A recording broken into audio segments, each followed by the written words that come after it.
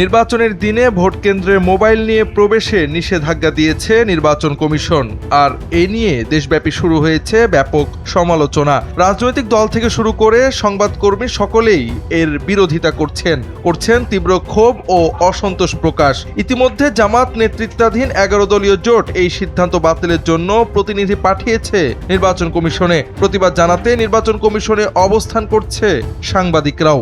রোববার ইসির সিনিয়র সহকারী সচিব মোহাম্মদ শহীদুল ইসলামের সই করা এ সংক্রান্ত এক চিঠি থেকে জানা যায়, ভোটের দিন কেন্দ্রের আশপাশের 400 গজের মধ্যে নিষিদ্ধ থাকবে মোবাইল ফোন। তবে নির্বাচন সংশ্লিষ্ট কর্মকর্তারা এর আওতার বাইরে থাকবেন। এ নিয়ে ব্যাপক সমালোচনা শুরু হয়েছে সামাজিক যোগাযোগ মাধ্যমে। RICL TMX, যুগের পর যুগ স্থাপনা থাকে মজবুত। কেউ কেউ বলছেন, নির্বাচনে কারচুপি ঢাকতে এই সিদ্ধান্ত নিয়েছে ইসি। তাছাড়া কোনো কেন্দ্র দখল বা অনৈতিক কিছু হলে সাধারণ জনগণ সেটা কিভাবে প্রতিহত করবে বা জানাবে তা নিয়ে উঠেছে প্রশ্ন। ফলে ইসির এই সিদ্ধান্তের নিন্দা জানিয়েছেন অনেকেই।